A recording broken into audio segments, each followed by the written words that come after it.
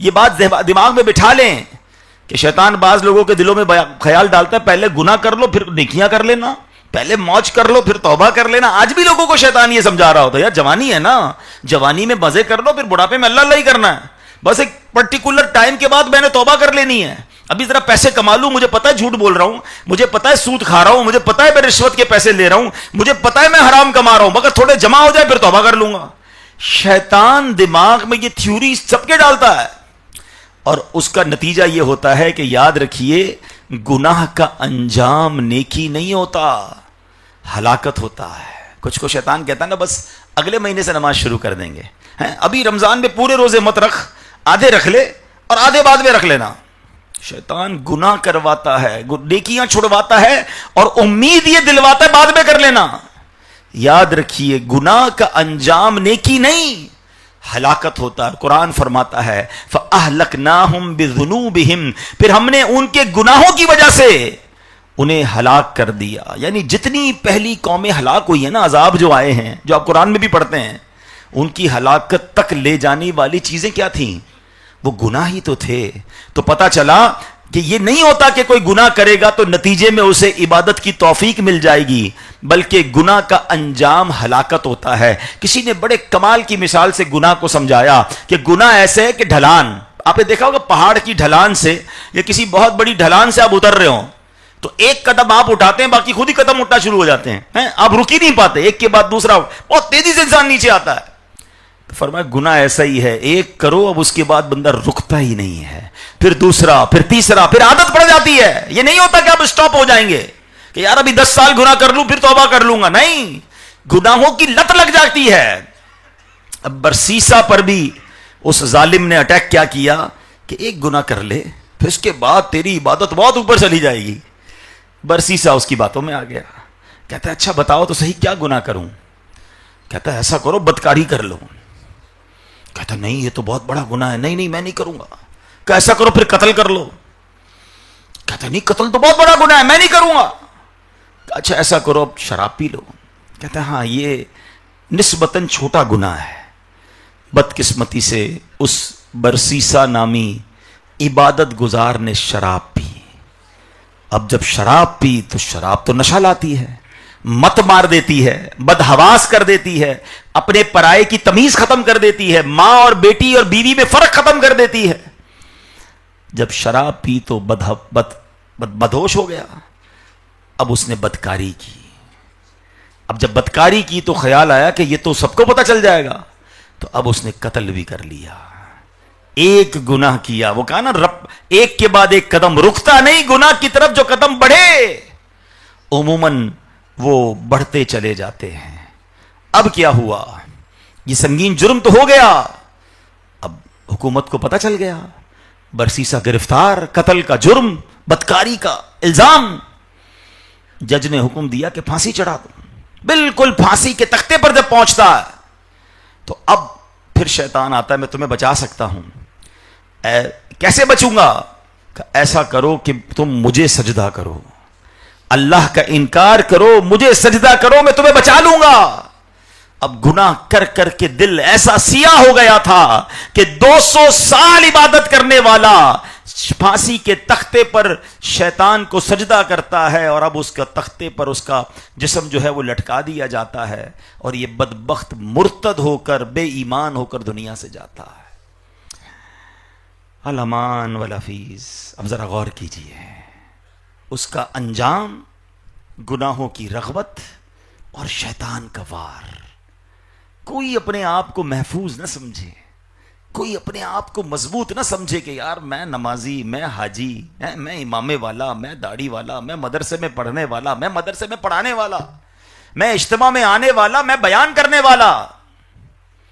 200 سال کی عبادت، یار ہم تو کچھ بھی نہیں ہیں.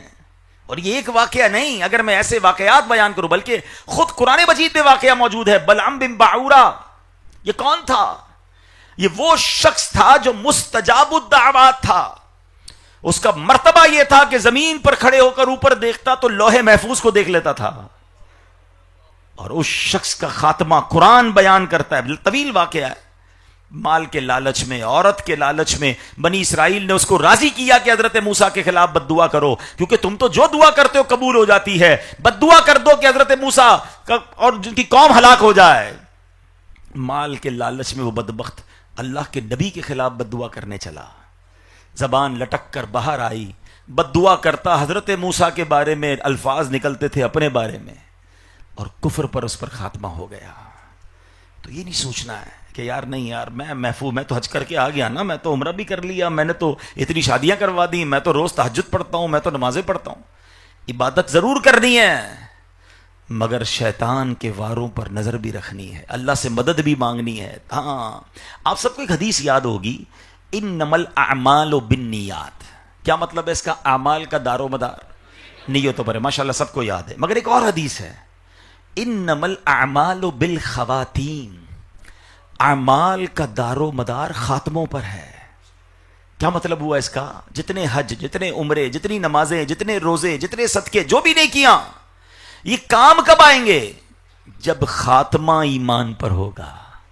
اگر مرنے سے پہلے ایمان لے لیا گیا نا تو سارے اعمال zero, delete, null and void, finish.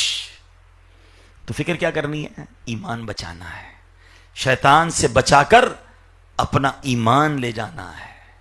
اعلی حضرت امام اہل سنت نے تو 100 سال پہلے سمجھایا تھا کہ سونا جنگل، رات اندھیری، چھائی بدلی کالی ہے، سونے والو جاگتے رہیو، چوروں کی رکھوالی ہے۔ رکھوالی چور بنے ہوئے ہیں، آنکھ سے کاجل صاف چرا لیں، یہاں وہ چور بلا کے ہیں، تیری گٹھڑی تاکی ہے اور تو نے نیند نکالی ہے۔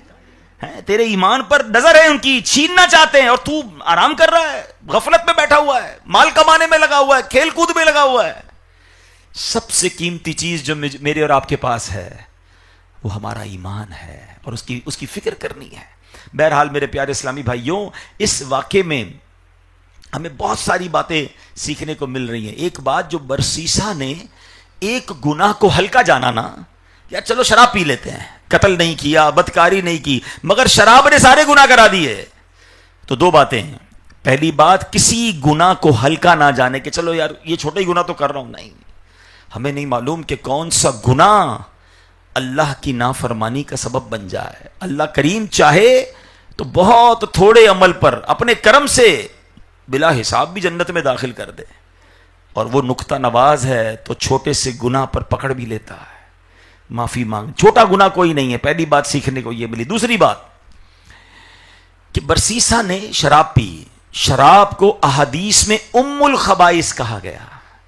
یہ جو شراب لوگ پیتے ہیں خدا کے واسطے، اب تو شراب کے ساتھ ساتھ پتہ نہیں طرح طرح کے نشے آ گئے، عجیب عجیب قسم کی باتیں ہو رہی ہیں کہ یہ بھی نشہ وہ بھی نشہ، نوجوان لگے ہوئے اس میں۔ یاد رکھیے، یہ شراب، یہ نشے والی چیزوں سے دور رہیں۔ روایتوں میں آتا ہے جو بندہ جس حال میں مرے گا قیامت کے دن اسی حال میں اٹھایا جائے گا۔ مجھے بتاؤ نا، جو نشے میں مرے گا وہ کس حال میں اٹھے گا، اور کیا منہ دکھائے گا اللہ کو؟ کیا نشے کے عالم میں موت نہیں آ سکتی؟ اور شراب تو ایسی لعنت ہے۔ کچھ اسلام بھائی کہتے ہیں دوست نوجوان کے، یار ہم پیتے نہیں ہیں، دوست پیتے ہیں، ہم بیٹھتے ہیں ان کے پاس۔ اللہ اکبر، جہاں لعنت برس رہی ہے۔ آپ کو پتا ایک ہی ایسا عمل اب تک تو میں نے پڑھا ہے، جو میرا تھوڑا سا علم ہے، کہ 10 قسم کے لوگوں پر نبی پاک نے لعنت فرمائی ایک ہی عمل کے بارے میں۔ شراب پینے والے پر، شراب پلانے والے پر، شراب خریدنے والے پر، شراب بیچنے والے پر، شراب اٹھانے والے پر، شراب لانے والے پر، 10 قسم کے لوگوں پر نبی پاک نے اللہ کی لعنت فرمائی۔ اب بتاؤ، جب لعنت برس رہی وہ میرے دوست کیسے بن سکتا ہے؟ شرابیوں کے ساتھ بیٹھ کر آپ نمازی کیسے بنو گے؟ نہ شراب پینی ہے، نہ شرابیوں سے دوستی رکھنی ہے۔ یہ ام الخبائث یعنی خبائث کی ماں، برائیوں کی ماں، شراب کو حدیث پاک میں کہا گیا۔ اور آپ دیکھیں، شراب کے نشے میں دھت ہو کر انسان وہ کر جاتا ہے جو عام انسان تو سوچ بھی نہیں سکتا۔ بعض اوقات تو ہم کہتے ہیں یار یہ انسان تھا کہ درندہ تھا، تو اس کا دماغ نشے میں تھا، اس کا دماغ معوف تھا، اس کو پتہ ہی نہیں تھا کہ ماں ہے یا بہن ہے یا بچی ہے یا بچہ ہے، وہ سب کچھ کر دیا جس کے بارے میں سوچ بھی نہیں سکتا تھا۔ تو یہ بات ہمیں سمجھنی ہے۔ اب یہاں اب ہمیں ایک اور بات شیطان کے ایک عمل سے سیکھنی ہے نا عجیب بات، شیطان کی باتوں سے کیسے سیکھتے ہیں؟ ہاں، سیکھنے والے لیسن اس سے بھی لیتے ہیں۔ آپ نے شیطان کی جٹائی دیکھی؟ شیطان کو اس شخص نے گھر سے نکال دیا، کہا میں تمہاری دوستی نہیں چاہتا، لیکن وہ بدبخت ہٹا نہیں، اس کے گھر کے باہر ڈیرا ڈالا، 3 دن 3 راتیں بغیر کھائے پیے آرام کیے عبادت کرتا رہا، وسوسے لاتا رہا، پیچھا کرتا رہا، کتنا خبیث ہے۔ لیکن آئے ہائے، ہم کیا کرتے ہیں؟ ہم نیکی کے لیے جائیں اور کوئی تھوڑا سا دل توڑ دے، نہیں یار آج کے بعد مسجد میں نہیں جاؤں گا، کیوں؟ بہت گرمی ہوتی ہے مسجد میں، دعوت اسلامی کے اجتماع میں نہیں جاؤں گا، وضو خانے پہ رش بہت ہوتا ہے، یار میں فلاں جگہ گیا مجھے دھکا مار دیا اسلامی بھائی نے، آئندہ اجتماع میں نہیں جاؤں گا۔ کمال یہ ہے کہ ایک بات پر آپ نے نیکی کرنا چھوڑ دی۔ اچھا بعض اوقات تو لوگ مذہبی لوگوں سے ناراض، ایک کسی داڑھی والے نے، ایک کسی مذہبی حلیے والے نے غلط بات کر دی، فراڈ کر دیا، کوئی گناہ کا کام کر دیا، یار سارے مذہبی لوگ ایسے ہوتے ہیں، سارے مولوی ایسے ہوتے ہیں۔ آپ سوچئے ایک بندے کی غلطی پر، ایک انسان کی مسٹیک پر آپ نے سارے دیندار لوگوں کو اپنے آپ سے دور کر دیا، آپ دین سے دور ہو گئے، آپ مذہبی لوگوں سے دور ہو گئے۔ ایک طرف شیطان ہے کہ اس کو کتنی بار کبھی لا حول شریف پڑھ کے ہم بھگاتے ہیں، کبھی اعوذ باللہ من الشیطان الرجیم پڑھ کے بھگاتے ہیں، اور وظائف پڑھ کے بھگاتے ہیں، بھاگتا ہے پھر آتا ہے، بھاگتا ہے پھر آتا ہے، چھوڑتا نہیں۔ بلکہ کتابوں میں لکھا جب آدمی قبر میں اتر جاتا ہے نا تو شیطان قبر میں آ کر بھی منکر نکیر کے سوالات میں بہکانے کی کوشش کرتا ہے، یہ نہیں تھکتا۔ اور ہم ہیں کہ موقع ملنے کی دیر ہے۔ اچھا یہ بھی عجیب بات ہے، ہم مسجد سے، مدرسے سے، دین سے، اجتماع سے، نیکی کے کام سے بھاگ جاتے ہیں اگر کوئی ایک دل توڑ دے۔ آپ جس مارکیٹ میں کام کرتے ہیں، کوئی دکاندار بیٹھے ہوں گے یہاں پر ہیں، آپ کسی مارکیٹ میں دکاندار کام کرتے ہوں اور آپ کو کوئی برابر کا دکاندار یا مارکیٹ میں جاتے جاتے کوئی شخص بری بات کہہ دے، آپ کا دل توڑ دے، آپ کو دھکا دے دے، ہیں آپ کے ساتھ زیادتی کرے، تو کبھی ایسا کرتے ہیں کہ کل سے نہیں جاؤں گا دکان پہ، دکان بند، نہیں یار میرا دل توڑ دیا، مجھے مزہ نہیں آ رہا، مارکیٹ والے میری عزت نہیں کرتے، میں اپنا کاروبار نہیں کروں گا۔ آپ کہیں گے یار وہ تو میرا کاروبار ہے، دکان تو روز جاؤں گا، ٹھیک ہے، اس دکاندار سے بات نہیں کروں گا جس نے میری بے عزتی کی ہے، میں اپنا کاروبار کیسے چھوڑ سکتا ہوں، میری روزی روٹی کیسے چلے گی؟ ویسے ہے بات کمال کی، کاروبار میں آپ ایسا نہیں کرتے، نوکری میں بھی ایسا نہیں کرتے کہ آپ کسی جگہ نوکری کر رہے ہوں اور ساتھ کام کرنے والا، جاب کرنے والا آپ کا دل توڑ دے، آپ کے کل سے جاب پہ نہیں جاؤں گا۔ ارے بھائی میں جاب پہ تو جاؤں گا نا، میرا ہر مہینے تنخواہ لینی ہے، جو ساتھ والا بندہ ہے میں اس سے تھوڑا احتیاط کروں گا۔ نہ نوکری چھوڑتے ہیں، نہ کاروبار چھوڑتے ہیں، مسجد میں جناب صحیح طریقے سے کوئی پیش نہ آئے تو مسجد چھوڑ دیتے ہیں، اجتماع میں اگر کوئی بے آرامی ہو جائے تو اجتماع چھوڑ دیتے ہیں، قافلے میں جائیں تو قافلے میں جناب مزہ نہیں آیا تو قافلہ چھوڑ دیتے ہیں۔ کمال دیکھیں شیطان کیسا کامیاب ہے کہ سب سے پہلے ہم سے کوئی نیکی کام چھڑواتا ہے تو وہ نیکی کا کام ہوتا ہے۔ کچھ لوگ کہتے ہیں یار مسجد بنانی تھی، سوچا تھا کوئی بڑا نیکی کا کام کروں گا، مگر ساتھ ہی کوئی نہیں دیتا، آج کے بعد میں وہ کام نہیں کروں گا۔ کتنا جلدی نیکی سے ہم وڈرا ہو جاتے ہیں، حالانکہ وہ مردود ہمارا ایمان چھیننے کے لیے، ہمیں گناہوں میں مبتلا کرنے کے لیے وہ نہیں تھک رہا۔ تو کاش ہمارا بھی یہ ذہن بن جائے کہ بے شک کوئی عزت دے نہ دے، بے شک کوئی ساتھ دے نہ دے، بے شک کوئی حوصلہ بڑھائے نہ بڑھائے، انشاءاللہ میں انفرادی عبادت بھی کرتا رہوں گا، دوسروں کو نیکی کی دعوت بھی دیتا رہوں گا، کیونکہ مجھے اپنی قبر میں جانا ہے۔ ہاں وہ فلاں اجتماع میں نہیں آتا اس لیے میں نہیں آتا، فلاں قافلے میں نہیں جاتا اس لیے میں نہیں جاتا، ارے ہمارے نگران صاحب تو آتے نہیں ہیں تو میں کیوں جلدی پہنچ جاؤں؟ ارے اس نگران نے، اس ذمہ دار نے، اس اسلامی بھائی نے اپنی قبر میں جانا ہے، میں نے اپنی قبر میں جانا ہے، میں نے حضور سے اکیلے ملاقات کرنی ہے، میں اپنے حصے کا چراغ جلا کر جاؤں نا اور حضور کو جا کر عرض کروں کہ حضور آپ کی سنتوں کی خدمت کر کے آیا ہوں، اور کیا معلوم میرے آقا ان کاوشوں کے صدقے اپنے سینے سے ہمیں لگا لیں۔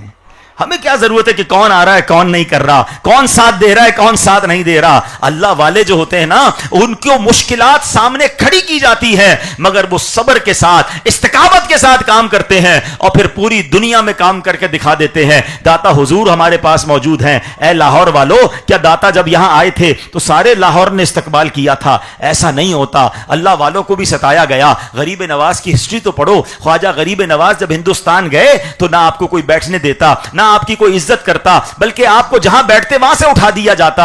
آپ نے یہ نہ کہا کہ یار جب یہ لوگ عزت ہی نہیں کر رہے تو کیا ان کو دعوت دینی، چلو واپس چلتے ہیں۔ نہیں نہیں، میرے غریب نواز نے وہاں ڈیرا لگایا، استقامت اپنائی اور کتابوں میں لکھا کہ 90 لاکھ غیر مسلموں کو مسلمان کر دیا۔ اب ہسٹری پڑھو نا, بابا فرید کی ہسٹری پڑھیں, آپ صحابہ کرام کی ہسٹری پڑھیں, بلکہ انبیاء کرام کی ہسٹری پڑھیں. جب جب انہوں نے نیکی کی دعوت دی, نیکی کا کام کیا, گلدستے اور ہار نہیں پہنائے گئے, راہ میں روڑے اٹکائے گئے, پتھر برسائے گئے, برا بھلا کہا گیا, استقامت کے پہاڑ بن گئے اور کام کر کے دکھایا. اور آج ہم ہیں, چھوٹی سی بات کوئی کر دے, ہم کہتے ہیں بھلائی کا زمانہ نہیں بھائی, میں بھلا, میرا کاروبار بھلا, میں اپنی فیملی کو ٹائم دوں گا, میں نے کوئی نیکی کا کام نہیں کرنا. یہ سوچیں, ایک طرف دشمن ہے جو سوتا نہیں, ایک طرف دشمن ہے جو کھاتا نہیں. ایسا خطرناک دشمن ہے, وہ ہمیں دیکھ رہا ہے, ہم اسے دیکھ بھی نہیں سکتے, اور پھر بھی سو رہے ہیں, پھر بھی فکر نہیں ہے. کیسا کمال کا مقابلہ ہے. ابھی نعرہ لگاؤں تو سب نعرہ لگائیں گے, شیطان کے خلاف جنگ. کمال کی جنگ ہے, ہاں, کہ خالی نعرہ ہی ہے. جنگ جاری رہے گی, اس کے بعد رضائی اوڑھ کے سو جاتے ہیں. بھائی جنگ تو پھر الرٹ رہنا ہے نا, تیار رہنا ہے, اس کے ہتھیار سمجھ رہے ہیں. تو بھائی شیطان نہیں سو رہا, وہ لگا ہوا ہے آپ کے ساتھ, وہ آپ کے خیالات میں, آپ کے خون میں رگوں کی طرح دوڑ رہا ہے. تو پھر آپ نے اس کا علاج کیا ہے. اور قرآن, اللہ اکبر, قرآن مجید فرقان حمید ہمیں بار بار سمجھا رہا ہے کہ کیسا دشمن ہے. سنو, قرآن فرماتا ہے, ان الشیطان لکم عدو فاتخذوہ عدوا, بے شک شیطان تمہارا دشمن ہے, تم بھی اسے دشمن سمجھو. یعنی اے لوگو, اللہ تعالیٰ کی فرما برداری کرتے ہوئے شیطان سے دشمنی کرو, اللہ پاک کی نافرمانی کرتے ہوئے شیطان کی پیروی نہ کرو, ہر حال میں اسے اپنا دشمن جانتے رہو. ایک اور مقام پر اللہ فرماتا ہے, افتتخذونہ وذریتہ اولیاء من دونی وہم لکم عدو بئس للظالمین بدلا. قرآن کہتا ہے, تو اے لوگو, کیا تم اسے اور اس کی اولاد کو میرے سوا دوست بناتے ہو, حالانکہ وہ تمہارے دشمن ہیں. ظالموں کے لیے کیا ہی برا بدلہ ہے. یعنی اے لوگو, کیا تم شیطان اور اس کی اولاد کو میرے سوا دوست بناتے ہو, یعنی میری بندگی چھوڑ کر اس کے پیچھے چلتے ہو. حالانکہ سچ یہ ہے کہ شیطان بھی اور اس کی اولاد بھی تمہارے دشمن ہیں, اور جو شیطان اور اس کی اولاد کے پیچھے چلے سب ظالم ہیں, اور ظالموں کے لیے بہت ہی برا بدلہ ہے. اب سوچئے, ہم صبح سے لے کر شام تک اللہ کی مانتے ہیں یا شیطان کی مانتے ہیں؟ ابھی میں آپ کو کہوں کہ بھائی شیطان کو کون کون دشمن سمجھتا ہے, تو سارے ہاتھ اٹھائیں گے, ایسا ہی ہے نا. لیکن سچی بات یہ ہے کہ کئی لوگوں نے شیطان سے دوستی لگائی ہوئی ہے. اب کوئی کہے گا کون بھائی شیطان سے کون دوستی کرتا ہے؟ چلے میں آپ سے ایک سوال کرتا ہوں, دوست کی مانی جاتی ہے یا دشمن کی مانی جاتی ہے؟ جواب دو. دوست کی مانی جاتی ہے, ٹھیک ہے. پتہ ہے شیطان کی کتنی مانتے ہیں؟ شاید اپنے گھر والوں کی اتنی نہیں مانتے جتنی لوگ شیطان کی مانتے ہیں. صبح ہوئی, فجر کی نماز قضا ہو گئی, کس کی مانی, شیطان کی یا رحمان کی؟ بتائیے. ابھی اٹھے نہیں ہے. کتنا برا گھر ہے کہ اس گھر میں صبح ہوئی اور ایک بندہ بھی فجر کے لیے نہیں اٹھا. تھوڑی دیر بعد الارم بجے, مگر وہ جاب کے لیے بجے, وہ اسکول کے لیے بجے, سب اٹھے تھوڑی دیر بعد, مگر اس گھر میں کسی کو فکر نہیں تھی کہ اٹھ کر فجر پڑھنی ہے. صبح ہوئی نہیں ہے, میں بستر پر ہوں اور فجر قضا ہو گئی, تو بتاؤ کس کی مانی؟ شیطان کی مانی. اٹھ گئے, اس کے بعد کاروبار پر گئے, ظہر قضا کی, کس کی مانی؟ شیطان کی. کاروبار پر جھوٹ بولا, کس کی مانی؟ شیطان کی. کاروبار کرنے میں, جاب کرنے کے درمیان دھوکہ دیا, کس کی مانی؟ شیطان کی. ہیں بے پردہ عورت سامنے سے گزری, بدنگاہی کی, یا موبائل پر بدنگاہی کی, کس کی مانی؟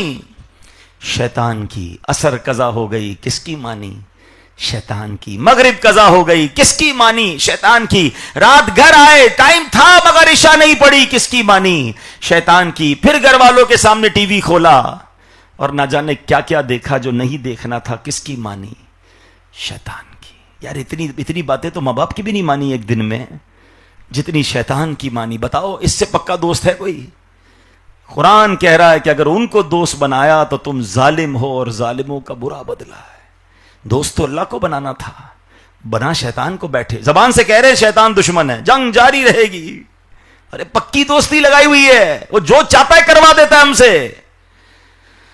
نہ کرو میرے پیارے اسلامی بھائیوں ایسا. آج یہ سیکھنا ہے کہ یہ مردود, پتہ ہے شیطان کا الٹیمیٹ گول کیا ہے؟ آپ کو کوئی آ کر بتائے کہ یار آپ کا ایک پڑوسی ہے, وہ چاہتا ہے آپ کی ٹانگ ٹوٹ جائے, یا آپ کا ایک جاننے والا ہے وہ چاہتا ہے آپ کا کاروبار تباہ ہو جائے, یا ایک بندہ ہے وہ چاہتا ہے آپ کی آنکھیں چلی جائیں, बताओ इन बंदों से मुलाकात रखोगे कि यार जो मेरी टांग कटवाना चाहता है, आंखें चली जाएं, कारोबार तबाह हो जाए, वो मेरा दोस्त कैसे हो सकता है?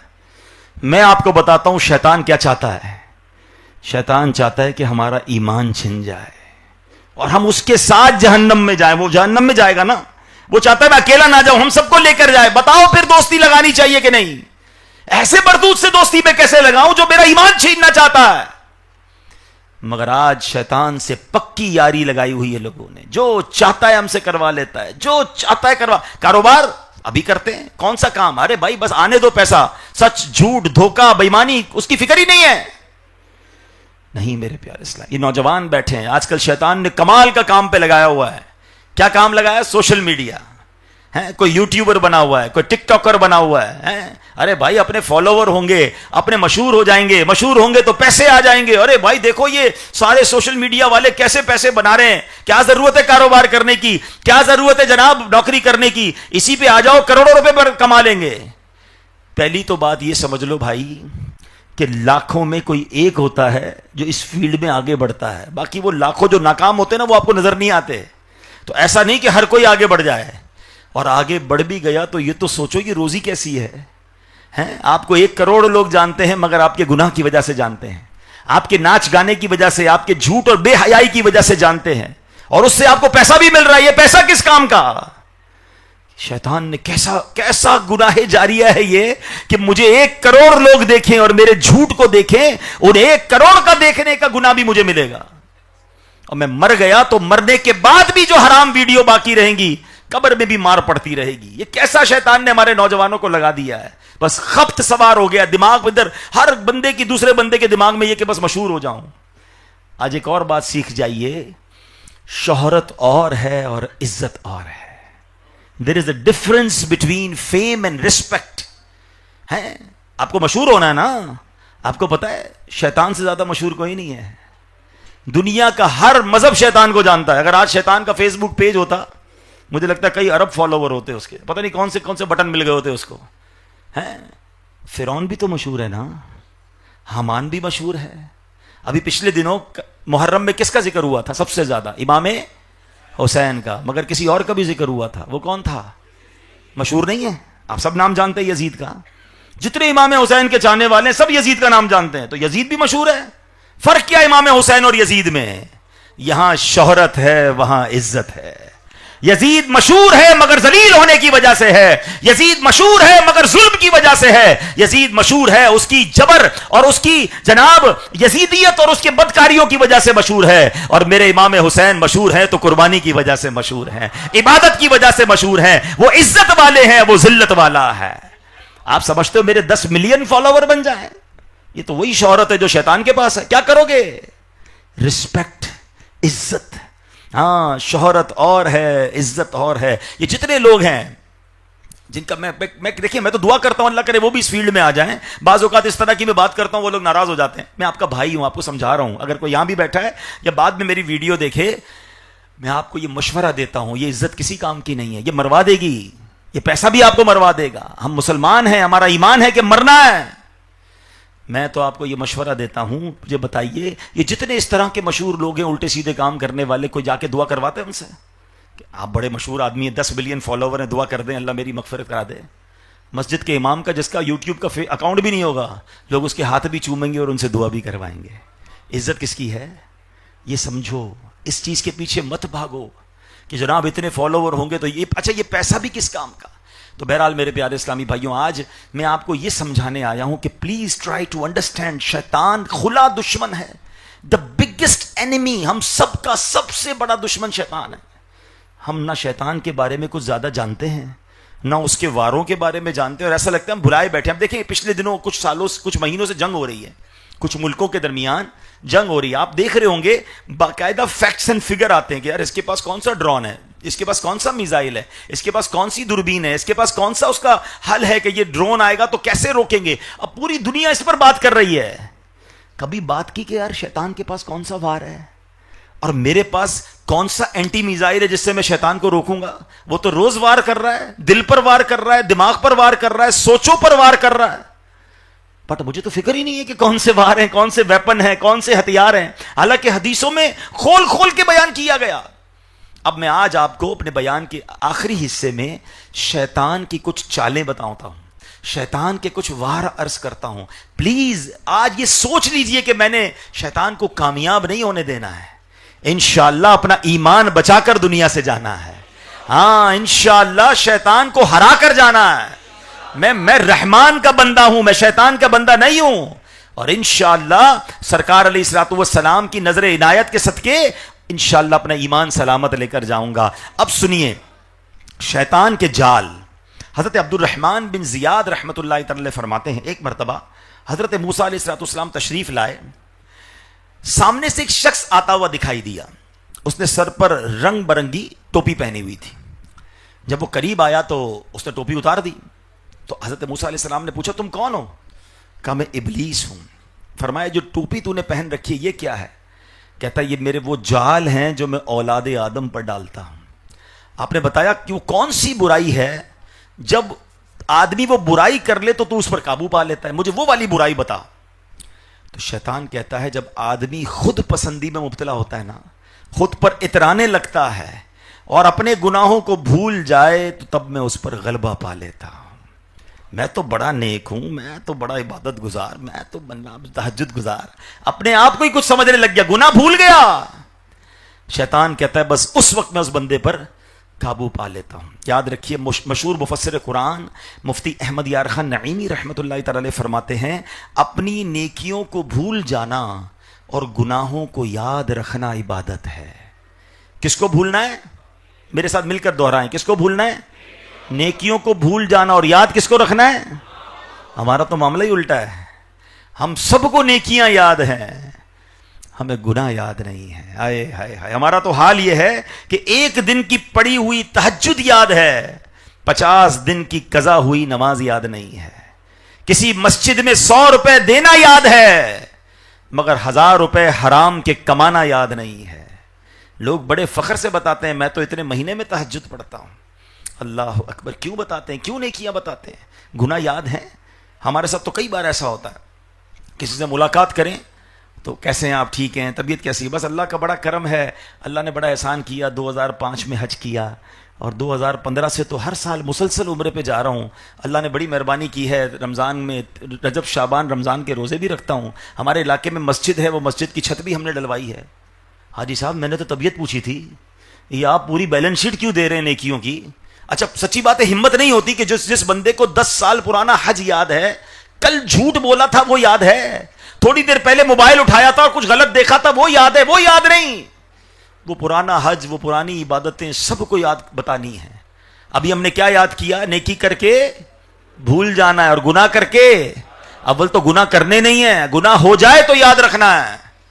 مگر معاملہ ہی الٹا ہے. حضرت حسن بصری کتنے بڑے امام، بچپن میں ان سے کوئی غلطی ہو گئی، اللہ اکبر، مگر اس قدر عادت تھی کہ جب بھی کوئی نیا لباس سلواتے تھے نا تو اس لباس کے گریبان پر وہ غلطی لکھتے تھے کہ تجھ سے بچپن میں یہ گناہ ہوا تھا، تاکہ ہر بار اس لباس کو دیکھ کر گناہ یاد آئے اور آنسو بہائیں. ہمیں تو واقعی آپ یقین کریں کبھی اکیلے میں بیٹھ کر اپنے گناہ یاد کریں نا تو بندہ شرم سے ڈوب جائے کہ میں نے اتنے گناہ کیے ہوئے ہیں اور میں اپنے آپ کو کیا سمجھنے لگ گیا ہوں. امامہ آ گیا، داڑھی آ گئی، یا بعض اوقات ادھر نماز کا نشان آ گیا تو بندہ وہ ایسا لگتا ہے سارا پرانا ڈیلیٹ ہو گیا. جمعے کے خطبے میں ایک حدیث سنتے ہیں آپ، ترجمہ بہت سو کو نہیں پتا ہوگا، میں اگر ابھی حدیث پڑھوں گا تو آپ کہیں گے ہاں یار یہ الفاظ تو ہم نے کئی بار سنے ہیں. حدیث کے الفاظ ہیں البر لا یبلا والذنب لا ینسا والدیان لا یموت اعمل ما شئت کما تدین تدان. ایسا کچھ سنا ہے نا، کچھ یاد آ رہا ہے، مگر آپ کو اس کا معنی پتا ہے؟ البر لا یبلا، نیکی بھلائی نہیں جاتی، نیکی پرانی نہیں ہوتی. والذنب لا ینسا، گناہ بھلایا نہیں جاتا. والدیان لا یموت، جس رب نے فیصلہ کرنا ہے، جزا دینی ہے، اس کو موت نہیں آتی.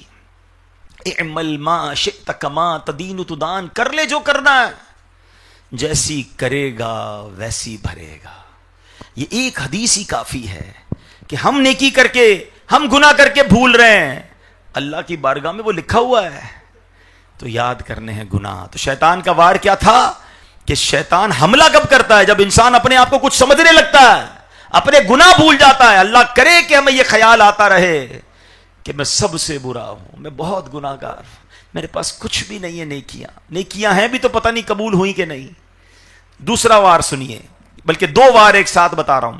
طوفان نوح کے وقت اللہ پاک کے نبی حضرت نوح علیہ السلام جب کشتی پہ سوار ہوئے اور آپ نے مختلف نسلوں کے جوڑے رکھے, انسانوں کو سوار کیا, تو شیطان بھی چپک گیا کہ مجھے بھی بٹھا لیں. تو حضرت نوح علیہ السلام نے فرمایا کہ اے اللہ پاک کے دشمن نکل جا یہاں سے, میں تجھے اپنی کشتی میں نہیں بٹھاؤں گا. شیطان کہتا ہے 5 چیزیں ایسی ہیں جن سے میں لوگوں کو گمراہی میں مبتلا کر دیتا ہوں, میں ان میں سے 3 آپ کو بتاؤں گا, 2 نہیں بتاؤں گا, آپ کو 3 بتاؤں گا, آپ مجھے اب کشتی میں بٹھا لیں. حضرت نوح علیہ السلام اللہ کے نبی ہیں, آپ نے فرمایا 3 مت بتاؤ, مجھے وہ 2 بتاؤ جو نہیں بتانی تھی. وہ 3 چھوڑ دو, مجھے وہ والی 2 بتاؤ جو تم نہیں بتانا چاہ رہے تھے, تو پھر میں تمہیں کشتی میں سوار کروں گا. تو شیطان کہتا ہے وہ 2 یہ ہیں کہ جس کی بدولت میں کبھی بھی ناکام نہیں ہوتا, میں بندے کو قابو کر لیتا ہوں. نمبر 1 حرص, دوسرا حسد. لالچ اور حسد یہ شیطان کا وہ وار ہے میرے پیارے اسلامی بھائیوں جس سے شیطان بڑے بڑوں کو قابو کر لیتا ہے. یہ جال ہے شیطان کے. ہماری کثیر تعداد یا تو حرص میں ہے, لالچ میں ہے, یا تو حسد میں ہے. یہ لالچ ہی کے سبب تو سودی لین دین ہو رہے ہیں. کیوں بندہ سود کی طرف جاتا ہے؟ یا لالچ اور پیسے مل جائیں. حرص ہی کے سبب ملاوٹ ہوتی ہے, ناپ تول میں کمی کیوں ہوتی ہے, ڈنڈی کیوں مارتا ہے بندہ, ملاوٹ کیوں کرتا ہے, یار اور پیسے چاہیے. لالچ ہی ہے جس کے سبب یہ رشوت کا کاروبار چل رہا ہے. حرص کے سبب قتل ہوتے ہیں, اغوا برائے تاوان ہوتے ہیں, بڑے بڑے اور چھوٹے پیمانوں پر جرائم کا بازار گرم کیا جاتا ہے. سچی بات یہ ہے جس کا ہاتھ پڑتا ہے وہ حرص کی لپیٹ میں آ کر کچھ کا کچھ کر جاتا ہے. یقیناً ہمارے معاشرے میں نیک لوگوں کی بھی کمی نہیں, مگر برائیوں کا حال یہ ہے کہ کسی کو 1 روپے 10 روپے کی ڈنڈی مارنے کا موقع ملے, وہ 1 سے 10 روپے کی بھی لالچ کر لیتا ہے, اور کسی کا ہاتھ کروڑوں تک لگے تو وہ کروڑوں بھی جناب کسی کی ہڑپ کر جاتا ہے. یہ سب کیا ہے کہ ریڈی والے سے لے کر فیکٹری والا جس کو موقع مل رہا ہے وہ بےایمانی کر رہا ہے. نہیں میرے پیارے اسلامی بھائیوں, میں اچھے لوگوں کی بات نہیں کر رہا, مگر آپ کے سامنے ہے جو کچھ ہو رہا ہے. ہم بعض اوقات پولیس والوں کو, ہم کسٹم والوں کو, ہم جناب اپنے حکمرانوں کو برا بھلا کہہ رہے ہیں, مگر سچ بتاؤ نا, کیا ہمارے کاروبار میں جھوٹ نہیں چل رہا؟ کیا جناب مارکیٹوں کے اندر ملاوٹ نہیں ہو رہی؟ جس کو جدھر موقع مل رہا ہے وہ اپنے حصے کا اللہ معاف کرے برا کام کر رہا ہے. یہ لالچ نہیں تو کیا ہے, یہ شیطان کا وار نہیں تو کیا ہے؟ تو اے میرے پیارے اسلامی بھائیوں, ہمیں یہ سوچنا ہے کہ اگر شیطان, میں نے کہا نا پہلے تو میں نے آپ کو یہ ریئلائز کروایا کہ سب سے بڑا دشمن کون ہے, اور وہ دشمن کتنا خطرناک ہے, اس کا ٹارگٹ کیا ہے, اور قرآن اس کے بارے میں کیا کہتا ہے. جب یہ ساری باتیں آپ کے سامنے رکھ دی, اب میں شیطان کے ہتھیار بتا رہا ہوں, اس کے جال بتا رہا ہوں کہ وہ حملہ کیسے کرتا ہے اور ہمیں پھنساتا کیسے ہے. تو ہمیں ان چیزوں سے بچنا ہے. اے میرے پیارے اسلامی بھائیوں, حضرت مطرف رحمت اللہ تعالی اپنے والد سے روایت کرتے ہیں, کہتے ہیں ایک بار نبی پاک کی بارگاہ میں حاضر ہوا, میرے آقا علیہ السلام سورہ الہاکم التکاثر کی تلاوت فرما رہے تھے. کیا ہے اس کی آیت کے 2 آیتیں, الہاکم التکاثر حتی زرتم المقابر, زیادہ مال جمع کرنے کی طلب نے تمہیں غافل کر دیا یہاں تک کہ تم نے قبروں کا منہ دیکھا. نبی پاک فرماتے ہیں آدمی کہتا ہے میرا مال, میرا مال. اے ابن آدم, تیرا مال وہی ہے جو تو نے کھا کر فنا کر دیا,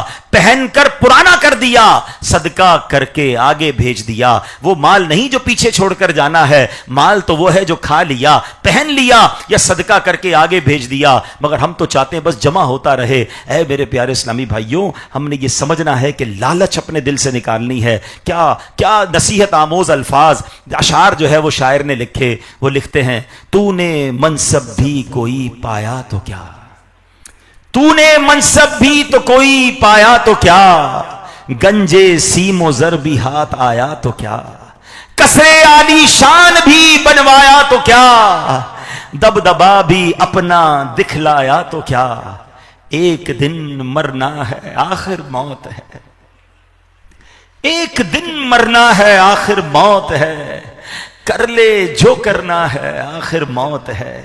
عیش کر غافل نہ تو آرام کر, مال حاصل کر نہ پیدا نام کر, یاد حق دنیا میں صبح و شام کر, جس لیے آیا ہے تو وہ کام کر, کیونکہ ایک دن مرنا ہے آخر موت ہے, کر لے جو کرنا ہے.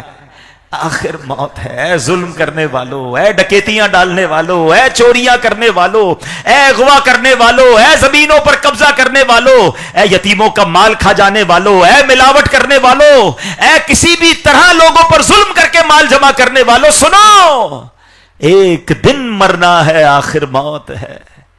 کر لے جو کرنا ہے، ہاں کر لے جو کرنا ہے، آخر موت ہے. ادھر جا کر کیا جواب دو گے؟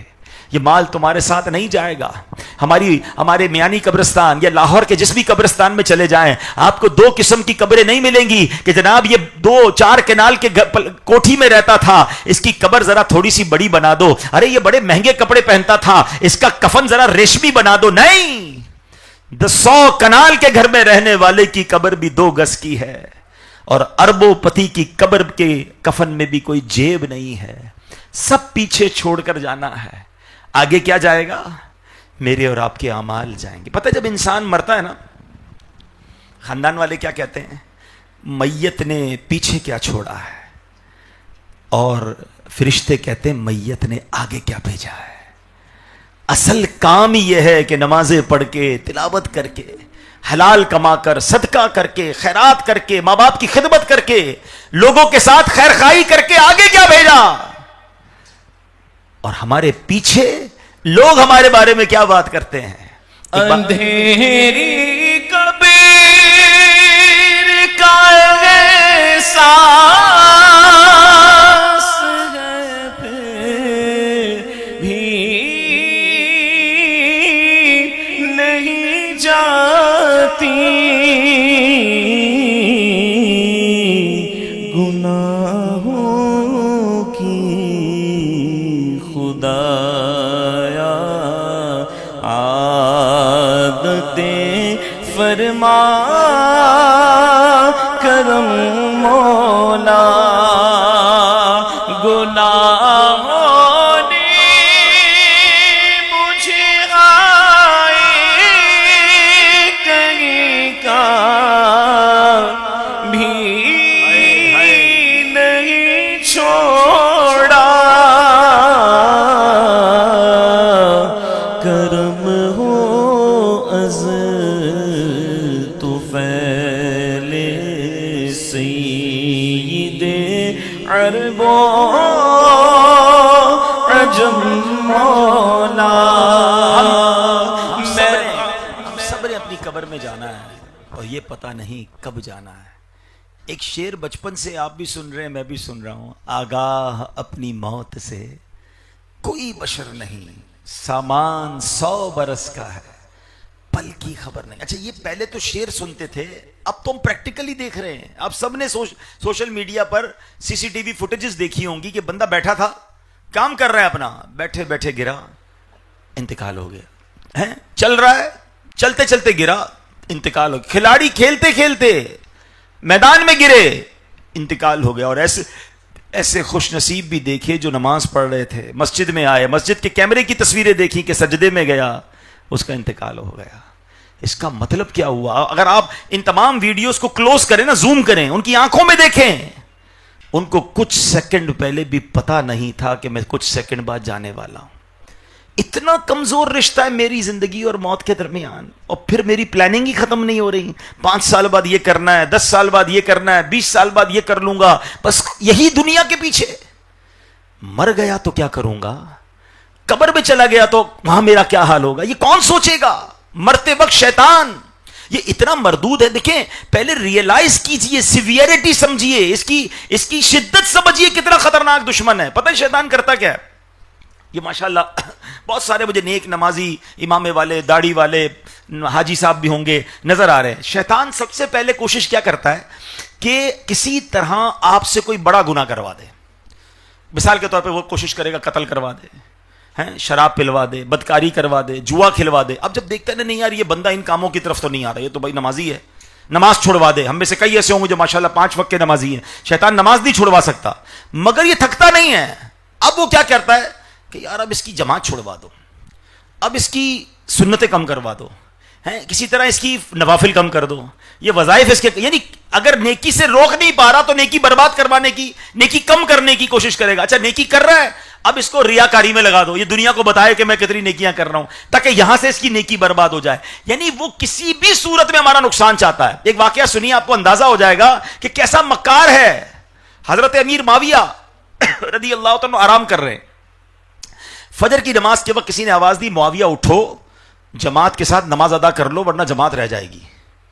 امیر معاویہ اٹھے اور دائیں دیکھا بائیں دیکھا, کوئی بندہ نظر نہیں آیا. آپ نے کہا کون ہے جس نے مجھے اٹھایا؟ کہا میں شیطان ہوں. کہا کبھی شیطان بھی نماز کے لیے اٹھاتا ہے, تم مجھے نماز کے لیے کیوں اٹھانے آئے؟ اب سنو کیا کہتا ہے. کہتا ہے حضرت معاملہ یہ ہے کہ آپ نے کچھ دنوں پہلے آپ کی جماعت چلی گئی اور جماعت چلے جانے کی وجہ سے آپ بہت روئے. آپ اتنا روئے کہ میں نے فرشتوں کو آپس میں بات کرتے ہوئے سنا کہ خدا نے معاویہ کا رونا پسند کیا اور معاویہ کو 70 جماعت کا ثواب عطا فرما دیا. نیکی چلی گئی تو افسوس کیا نا. شیطان کہتا ہے دوبارہ اٹھ کے جماعت سے ہی پڑھ لیں, ایک جماعت کا ثواب ٹھیک ہے, آپ کی جماعت پھر جانی ہے, پھر رونا ہے, آپ کو 70 جماعت کا ثواب کما لینا ہے. یعنی اس سے سیکھنے کو 2 باتیں مل رہی ہیں. ایک تو شیطان ہمارا ثواب کم کرنا چاہتا ہے, ہمیں نیکیوں سے دور کرنا چاہتا ہے. اور یہ بھی پتا چلا کہ اگر کوئی نیکی رہ جائے تو بندہ افسردہ ہو جائے, اس پر آنسو بہائے, تو میرے رب کے خزانوں میں کمی نہیں, اللہ اسے اس کا اجر عطا فرما دیتا ہے. مگر ہم تو کاروبار کے نقصان میں تو افسردہ ہوتے ہیں, جماعت جانے پر, نماز جانے پر جھوٹ منہ سے نکل گیا, کس کو فکر ہے؟ اب غور کیجئے.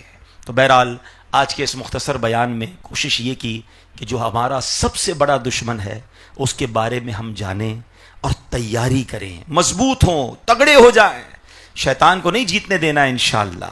ہاں وہ کیسے, میں رحمان کا بندہ ہوں, میری نماز کیسے قضا کروائے.